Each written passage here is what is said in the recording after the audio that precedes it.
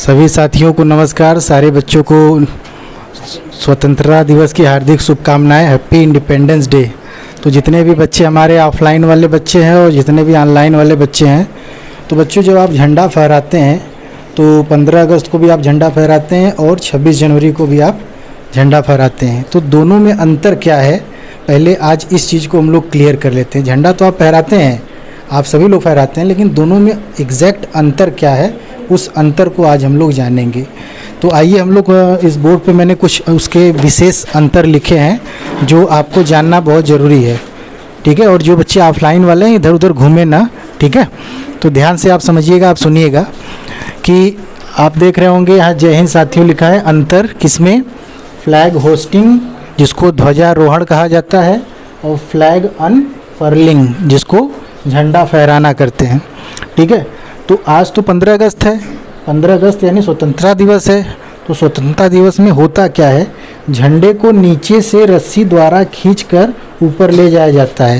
यानी जब भी आप देखेंगे 15 अगस्त के दिन क्या होता है कि झंडा नीचे से ऊपर जाएगा, फिर उसको फहराया जाएगा। यानी कि 14 अगस्त के रात 11:59 यानी 12 ही बजने वाले होते हैं। तब उस समय क्या किया जाता है कि हमारे जो दुश्मन थे, जिनको आप अंग्रेज कहते थे, उनके झंडे को उतारा गया था। तो ऊपर से झंडा उतारा गया। तो जब उतारा गया उसके बाद फिर हम अपने झंडे को नीचे से ऊपर ले गए। तो जब नीचे से ऊपर ले जाया जाता है तो ये हमारा क्या कहलाता है, 15 अगस्त यानी फ्लैग होस्टिंग, ध्वजारोहण कहा जाता है। नीचे से ऊपर ले जाया जाएगा। अच्छा, ये कौन करता है? तो कौन करता है? तो ये प्रधानमंत्री, हमारे जो देश के प्रधानमंत्री हैं, वो क्या करते हैं, फ्लैग होस्टिंग करते हैं।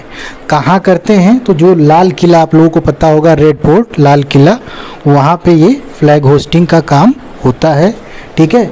अब जब आप ये झंडा फहरा दिए, जब हमारा 1947 में हमारा जीत आज़ाद हुआ, तो फर्स्ट टाइम जब झंडा को फहराया गया था, तब वो प्रतीक किस चीज़ का प्रतीक था, यानी सिंबल किसका था? नए भारत का। यानी अब हमारा जो भारत है वो एक नया भारत है। तो स्वतंत्रता दिवस 15 अगस्त यानी फ्लैग होस्टिंग का मतलब सभी लोगों को समझ में आ गया? yes, एक बार जोर से बोलिए। yes, हाँ। अब हम लोग बात करेंगे 26 जनवरी। 26 जनवरी जिसको आप गणतंत्र दिवस के रूप में मनाते हैं। इसमें क्या होता है, इसमें चूँकि हम आज़ाद हो चुके हैं, हम सभी लोग आज़ाद हो चुके हैं, अब झंडा नीचे से ऊपर ले जाने की ज़रूरत नहीं है। तो पहले से झंडा को बांध कर और आप उसको क्या करेंगे, ऊपर बांधे रहेंगे और एक रस्सी आपका नीचे रहेगा। उस रस्सी के थ्रू क्या किया जाएगा, झंडा को फहराया जाएगा। यानी फ्लैग अनफर्लिंग कहा जाता है उसे। यानी जो आप झंडा ऊपर ही बंधा रहेगा उसको क्या किया जाएगा, रस्सी से उसको खींचकर फहरा दिया जाएगा। अब ये यहाँ पे कौन पार्टिसिपेट करता है, यानी ये चीज़ करता कौन है?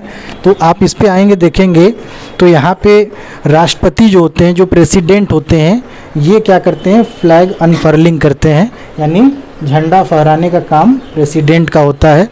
और कहाँ पर होता है? राजपथ, यानी जो रास्ता है इंडिया गेट का, वहाँ पे ये कार्यक्रम होता है।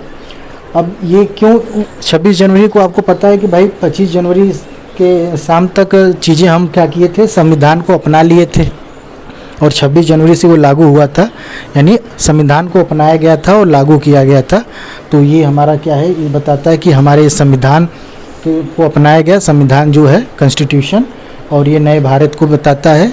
26 जनवरी में जो कुछ चीज़ें होती हैं जिसे गणतंत्र दिवस कहते हैं, फ्लैग अनफर्लिंग, यानी फ्लैग होस्टिंग और फ्लैग अनफर्लिंग में आपको अंतर समझ में आ गया।